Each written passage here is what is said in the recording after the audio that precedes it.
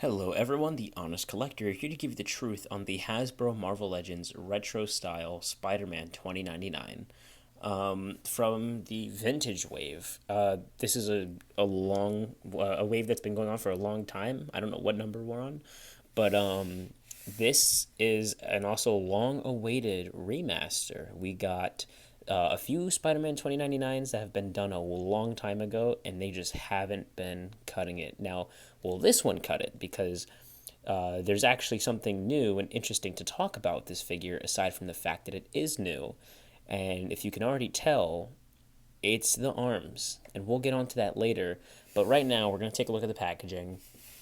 They do this retro style a lot for like a lot of figures now, but I still, and yes, I guess it makes it this one like less unique, but they just don't have the sauce like this one does. This one's still so cool. You have him leaping forward. Okay, you just fell. You have him leaping forward, 2099, with that old purple look, classic Spider-Man logo at the top with Spider-Man up there. And then Marvel Comics on the back shows you the playability features, all the other figures in the wave, which I have no interest in. Maybe him. Maybe because of the head sculpt he comes with. But I won't have a lot of nice things to say. But we're gonna move on to we're gonna move off from the packaging and onto the figure, because there's some things where this guy lacks, and then some things that this guy does really well, and I want to talk about it. Put that back up there, and here we go. Taking a look at the actual figure itself, it's pretty nice. It's got a purple hue to it. It's not as blue as it's showing up on camera. I don't exactly know how to do that, but it's a little more purple than it really looks. Maybe if I change the lighting, you can see how it looks. But yeah, so we're gonna keep it like this here. This blue is more purple than this. This is a little bit more of a real, I guess, royal blue, where this is starting to turn into a little bit of like an indigo. And that's certainly a way to describe how some of this figure looks. The colors are a little inconsistent, and in terms of finishes, this is way more glossy than this.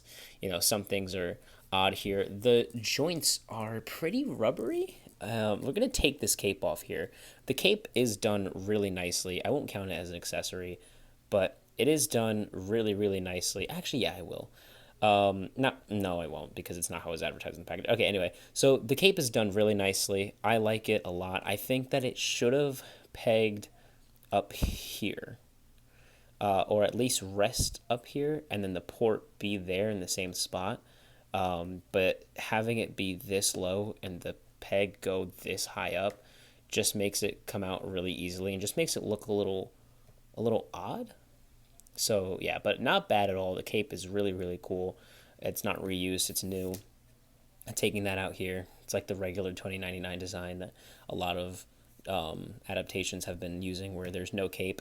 And yeah, so the joints are a little gummy. The shoulder is going to be stuck a little, and then you see that here. That's just the bicep, not the actual, no articulation or anything like that. It's here too.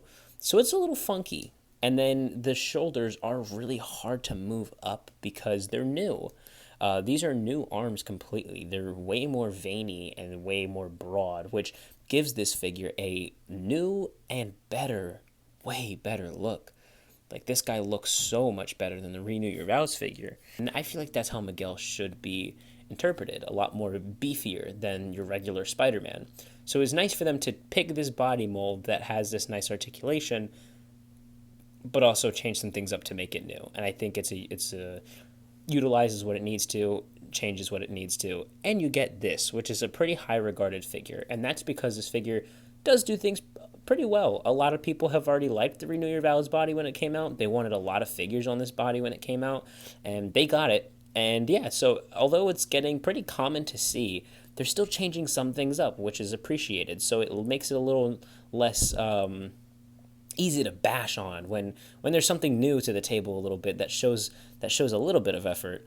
But then there's things that don't, and that's the accessories. I guess I should have gotten onto the accessories first. That's not how that's usually how I do things, but we're already here. The paint looks fine. Let's see, if you put back the joints, the butterfly joints, they look fine there. They're just going to look a little misaligned, but if you keep them right here, they'll look really cool. Obviously, you twist this, it's going to break up the logo. But that paint came out really nicely. There's no real like paint errors. Everything came out really clean on my figure, as you can see. And I haven't seen too many mess ups on a lot of people's figure or quality control issues. So that's nice. The rest is obviously just going to be the regular blue. The spikes on the forearms are sculpted and pretty soft, so you won't have to worry about it breaking. And the paint came out pretty nicely on them. There's a little bit of like weirdness to it, like this one, but for the most part, they're really good. I really like the way they're done. I think they're done really nicely. And yeah, I haven't worried about snapping these off at all because they're rubber. They're gonna bend, and it's gonna take a lot to break that off. So that's nice. The only thing I would worry about is the shoulders and how far you want to really push to get them up, and how much stress you're really putting on the bicep, and also the head. This joint is getting pretty gummy the more times that they release it. Like that's how much I can push it by just putting it up, and then it actually rests there. And yeah, so let's go on to the accessories because it's not much. We have the clawed hands that he has right here where there's no actual claws, which is really weird. And then we have two punching hands right here, which is great. And then the one set of wall crawling hands that they gave it to the one character that doesn't need wall crawling hands because he doesn't crawl on walls like other spiders do. Spider-Man, he doesn't need these because he uses his claws to stick to walls and everything like that. That's his whole thing. So it was super weird to give him these. I think it's just lazy reuse, and I think we should have gotten an alternate head sculpt instead, and I would have understood why we didn't get another pair of hands or anything like that if we got a Miguel O'Hara head sculpt. That would have been great, a great compromise. But no, they gave us wall crawling hands. I guess it can be used for dynamacy, I think it's called. But yeah, just not the most useful. And when you're limiting accessories so much, they really start to matter on what you give. So just something to note. The accessories are kind of a letdown, but they're also decent. So that's fine. And let's go into the articulation. Like I said before, about the neck joint, the head's only going to move that high up. So it's not great. The Renew Your Vows body has been known to not have good neck articulation, and still, when Hasbro used the excuse of giving that notch in the neck to get better range instead of just making a proper double wall peg, until this day, people still think that there needs to be a policy where they need to put the dumbbell joint this far into the neck for safety reasons, which isn't true. But yeah, there we go. So that's odd. The tilting is going to be really mediocre, like not much. So just not good range in the head at all. Obviously, looks side to side, fine. And then the arm twisting all the way around. The arms are only going to get up to 90, which kind of blows. It should be going past that. As a Spider-Man figure, we know they can do it. And then you have the butterfly joints, which are going to move all the way back and all the way forward. And really trying to maximize that movement here.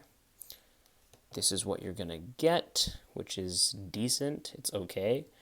For a figure that swipes and uses his claws, not enough. But they put it on this body. I think it's okay. And then obviously bicep swivel, normal. Double jointed elbows work nicely. They're not bad. We've seen better, but it's okay.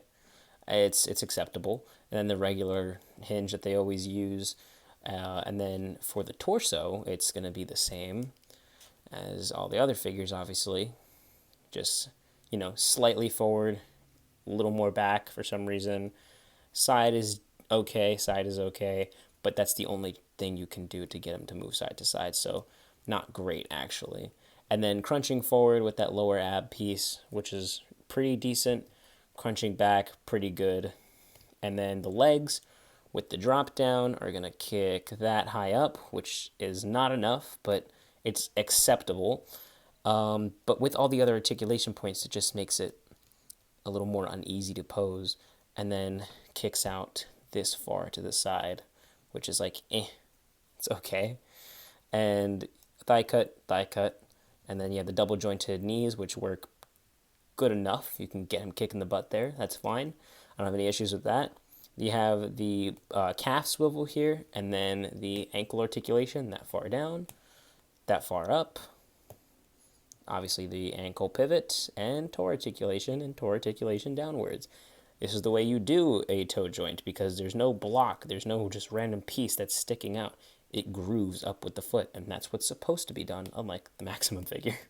Yeah, and there's no holes in the feet. Woohoo! Well, there's the peg holes, but not the ones that should be covered up, so good job. And that's going to be it for the articulation on this guy. Let's see how tall he stands. And we can just do this right here. He stands right under that 6.5-inch mark. Now, putting him next to some other figures, here we have the Gamerverse Spider-Man 2 Marvel Legends Miles and the Across the Spider-Verse Second Wave Prowler Miles. Here he stands next to the first wave of the Across the Spider-Verse Miles and 2099. Here he stands next to the Spider-Punk from the first wave of the Across figures and the second wave Peter Parker. Here he stands next to the King in Black 2-pack Null and the King in Black 2-pack Venom. Here he stands next to the Retro Wave Tombstone. If you wanted to do some Shattered Dimensions stuff, here he stands next to the Symbiote Spider-Man. Unfortunately, I don't have a Noir, but if you wanted to do some Edge of Time stuff, then here he stands next to the Magic the Gathering Spider-Man. Now, here he stands to my new Grail figure, the Maximum Spider-Man here. And for a better side-by-side, here they are with no poses next to each other. So what are my final thoughts on this figure? I think it's great. I think it's really fun. I think people are being a little too critical.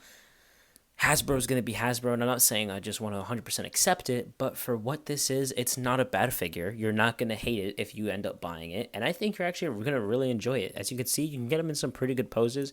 Yes, you do have to be a little bit more clever with your poses because Hasbro is not going to offer you that full $25 price point. I got this at Target for $24.99.